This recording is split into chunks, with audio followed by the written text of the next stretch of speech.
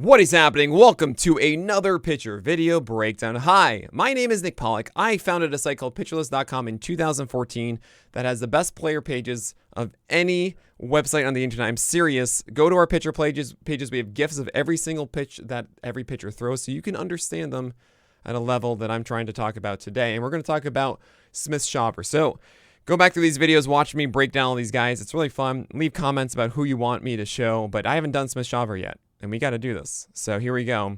Smith-Shawver against the Rockies. And there's the slider. 84. Nice first pitch free real estate there. Get that in the zone. Love that. That's some good stuff from Smith-Shawver. Okay? By the way, how good is this camera angle? I mean, this is amazing. This is straight on. Middle of the mound going straight is pretty much the outside corner. It's like, oh, it's so good. Thank you, Atlanta.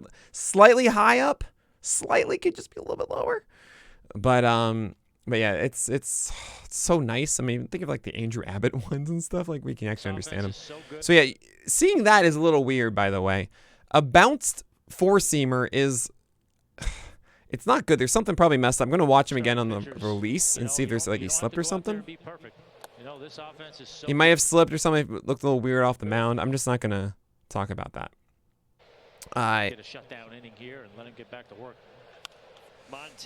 So that's a good showcase, I think.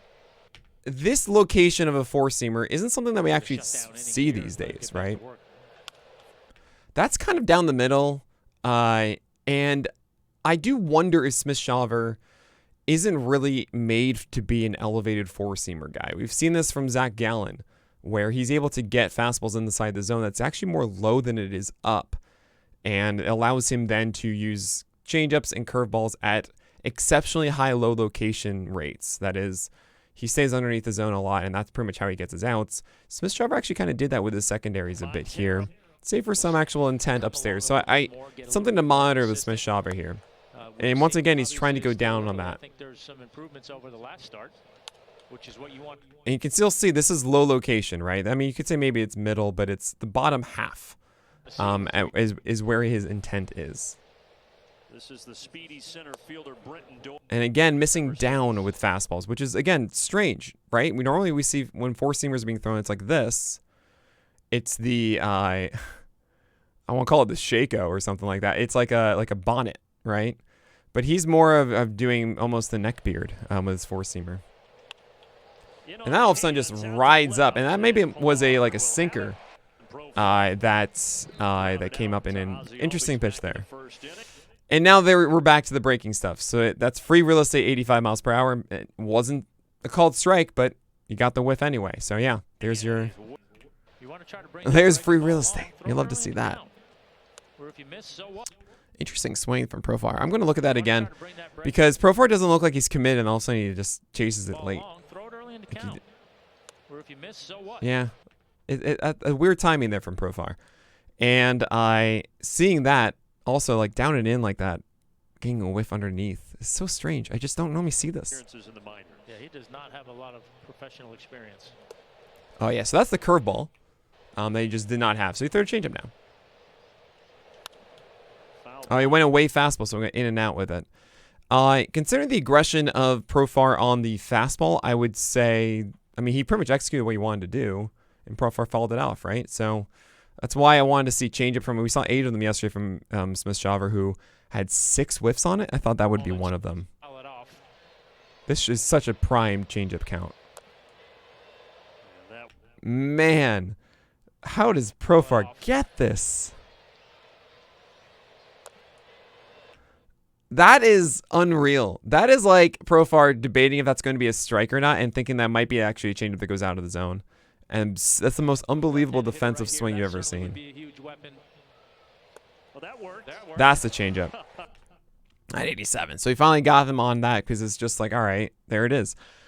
Profar pretty much being on the I mean, the one before was very strange, and you might think that you might not do the changeup, but still do the changeup. You got it. Wonderful stuff. So, I mean, just from that inning alone, everything was down.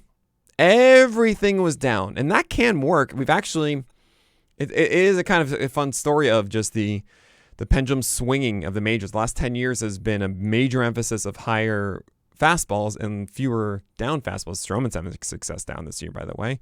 And to see a four-seamer guy live down with it, kind of interesting. I want to showcase this fourth inning for a good reason here. That is a home run.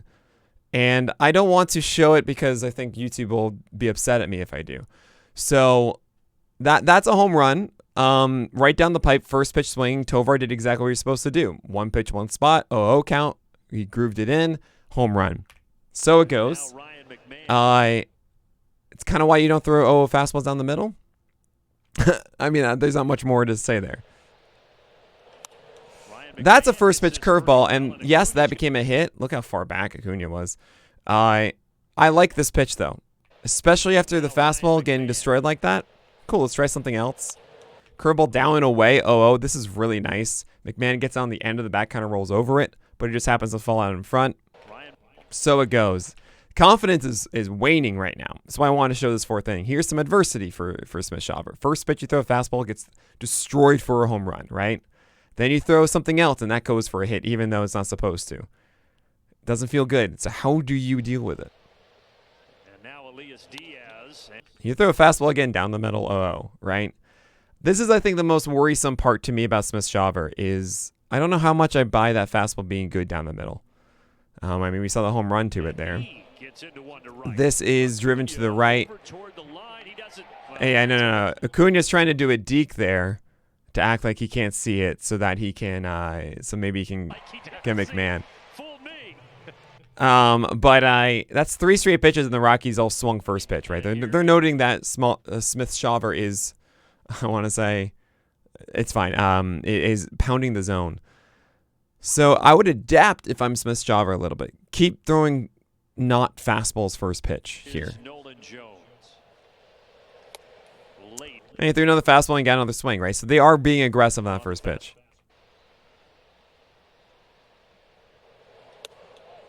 Did he try to go up or did he just happen to be up? I honestly didn't see the glove early enough there. I think it was just trying to be away. So it does seem like against Nolan Jones, their intention is be like, all right, be away on this. So honestly, 2-1 changeup is what you should do.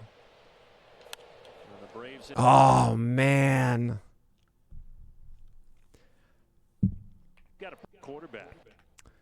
I'm worried about A.J. Smith-Shawver, and it's for pitches like these.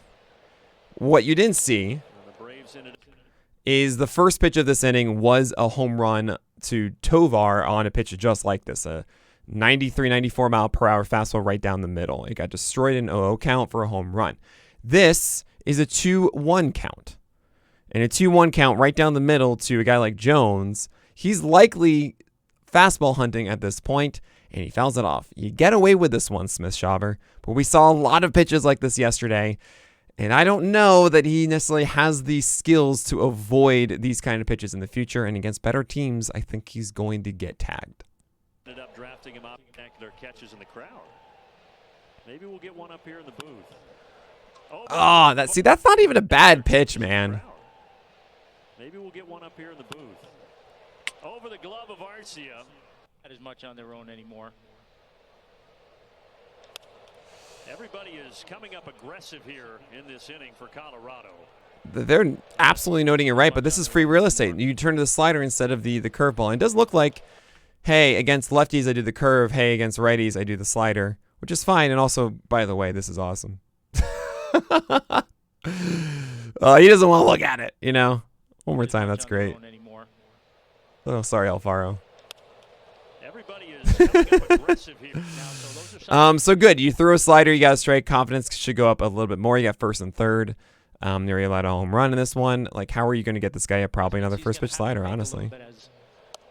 Tries to go with the fastball. It feels like that one had a little bit of extra cut on it. Maybe it's just kind of how he tugged it again.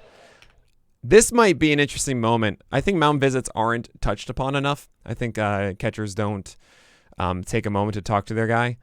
And this is in this game, you're up. It's a 5-2 game. And it's a 5-2 game for Atlanta. I think that teams don't do this enough. Smith-Shawver has allowed a home run in this inning, has gotten a lot of pitches tagged for hits here. We got 2 curveballs. We have 2 fastballs that we're taking good swings at. What I'm trying to get at is it's the young pitcher who's laboring in the 4th inning. It's a 2-0 count. You're up by 3 runs. And this is a very fragile moment. And seeing a pitcher tug 2 fastballs like this, we have the first one over here. And then he doesn't make the adjustment. I would call a mound visit. Use them. You get 6 a game or 5 a game, and they never run out. This could be a situation where, look, you might over-calibrate into a fastball down the middle and get destroyed for it. If I'm Montes and I see those 2 fastballs way out of the zone, I am going to be ready for one down the middle. 2-0. Oh, you got it! Oh, man. Michael Harris is over. He will